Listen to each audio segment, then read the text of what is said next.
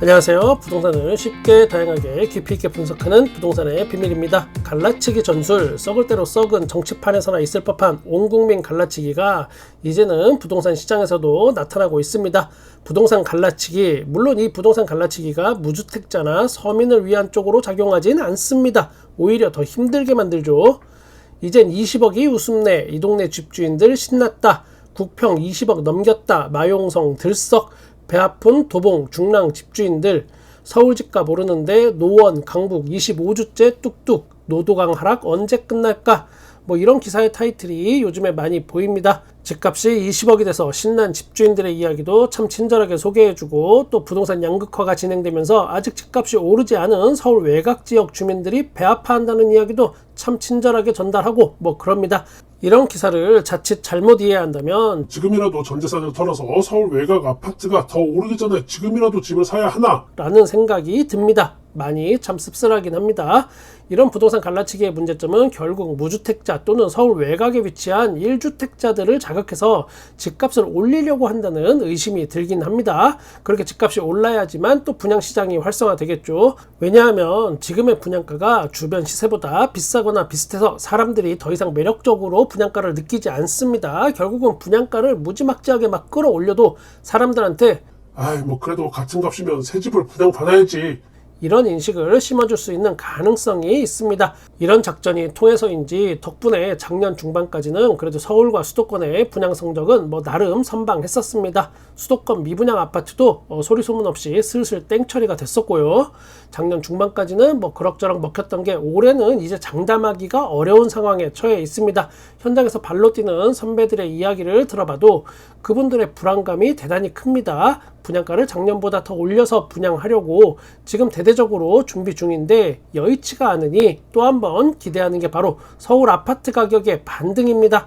그렇게 또 한 번 서울 아파트 가격이 상승한다고 입소문이 나면 앞으로 나올 청약시장의 분양 성적표도 괜찮을 거라는 기대를 많이 하고 있습니다. 실제로 부동산 하락기에는 분양 성적이 좋기가 힘듭니다. 앞으로 집값이 더 떨어질 것 같은데 누가 분양을 받겠습니까? 그런 혹독한 시련기가 2008년 금융위기 이후 한동안 심했었습니다. 그때도 분양 물량을 계속 줄였었습니다. 2008년도에는 전년 대비해서 분양 물량이 마이너스 14% 줄었고 2009년은 마이너스 10% 줄었었습니다. 그리고 2010년은 마이너스 13% 줄었었습니다. 이때도 시장에서 떠돌던 이야기는 아파트 공급이 이렇게 줄어들잖아. 그럼 뭐야? 그렇지, 공급이 부족하니까 이제 집값이 오를 일만 남았겠지. 바로 그거야. 집값 계속 오른다니까 이렇게 나가면. 아파트 공급 물량이 줄어들기 때문에 집값은 상승한다고 그때도 이야기했었습니다. 그런데 실제 결과는 어떻게 됐을까? 2010년부터 보면은 이때는 서울 아파트 매매 가격이 마이너스 2.2% 하락했었습니다.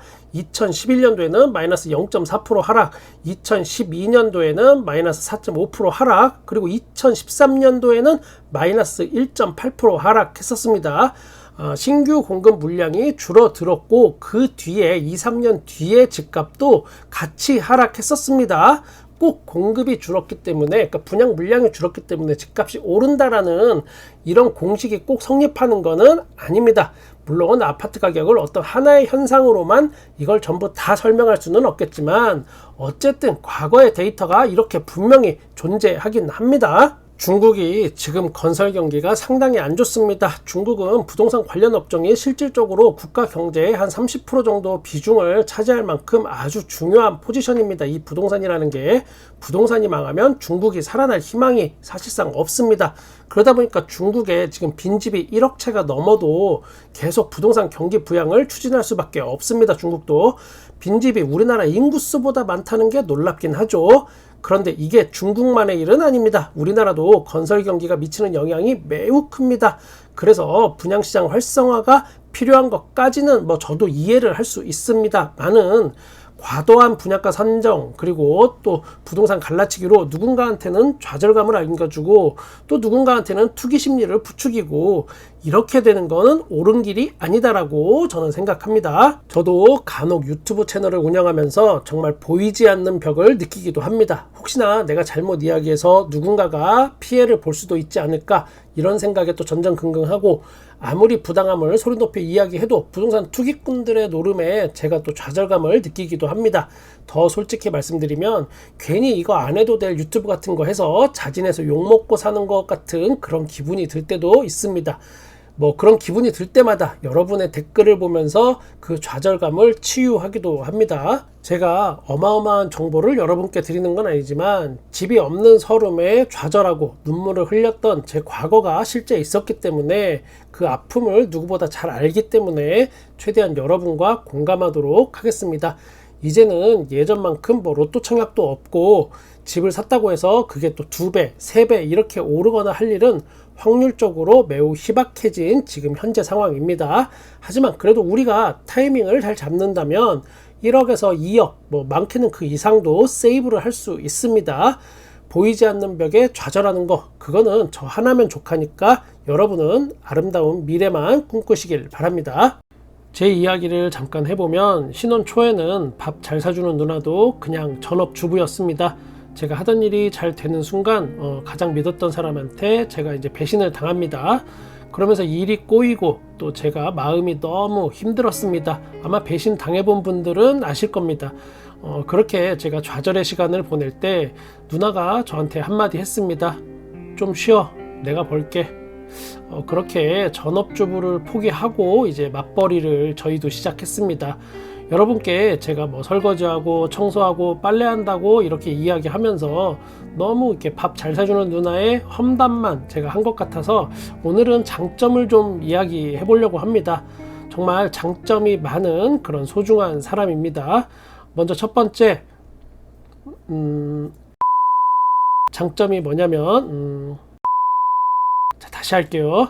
그러니까 우리 와이프의 참 좋은 점은 이게 고기를 나보다 많이 먹는 것도 이게 장점이 되나?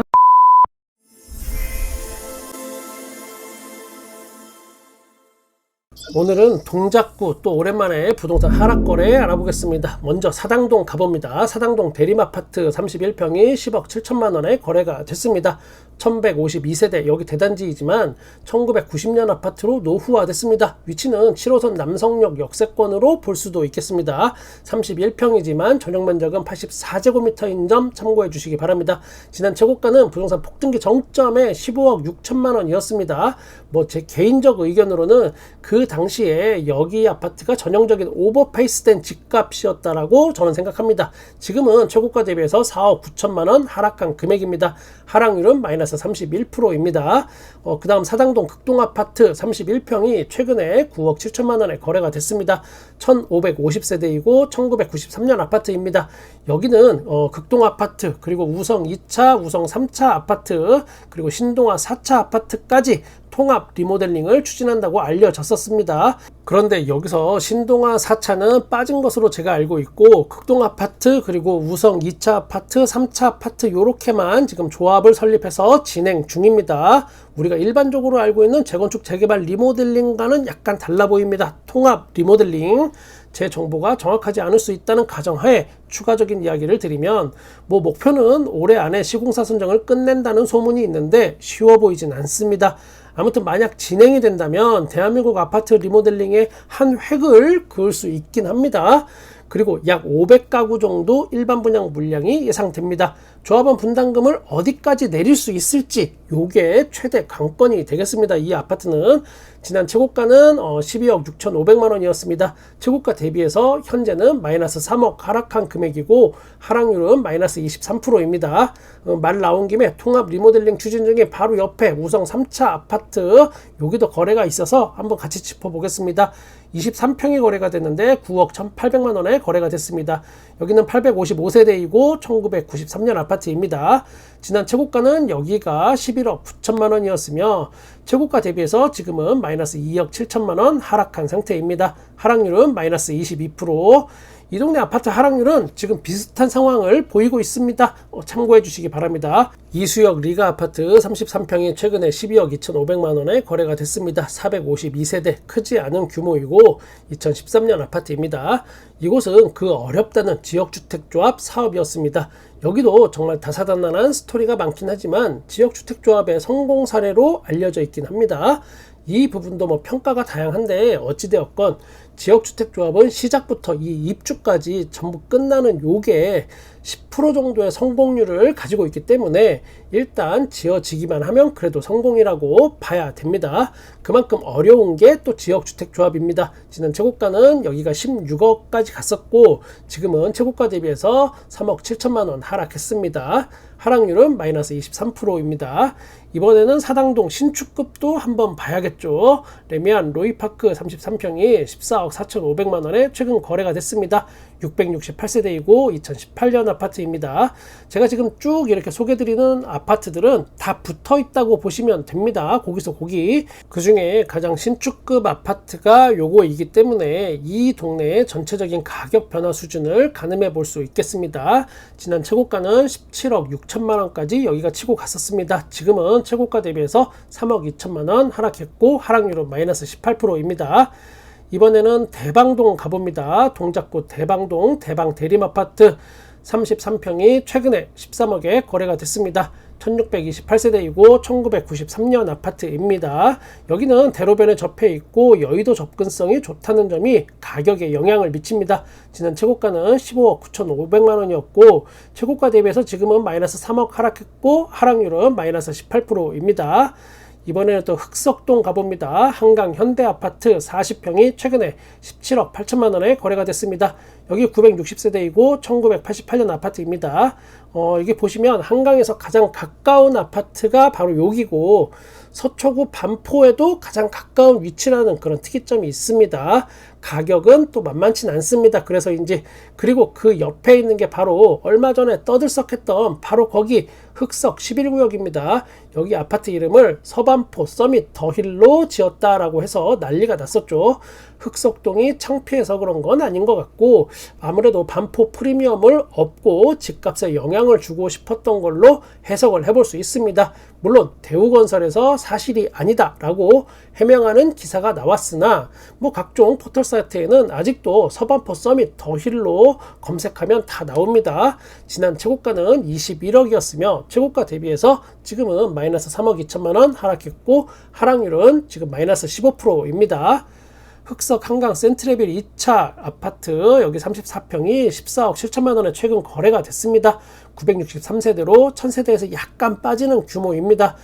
2012년 아파트로 이제 10년차가 넘었습니다. 그리고 바로 옆에가 그 유명한 흑석자이 아파트입니다. 얼마 전에 뭐 떠들썩했죠. 계약 취소로 나온 무순위 청약에 어마어마한 사람들이 몰렸었던 바로 거기입니다. 흑석자이 93만 명이 무순위 청약을 여기 신청을 했고 평균 경쟁률이 46만 7,364대 1이라는 전무후무한 기록을 남겼던 바로 거기.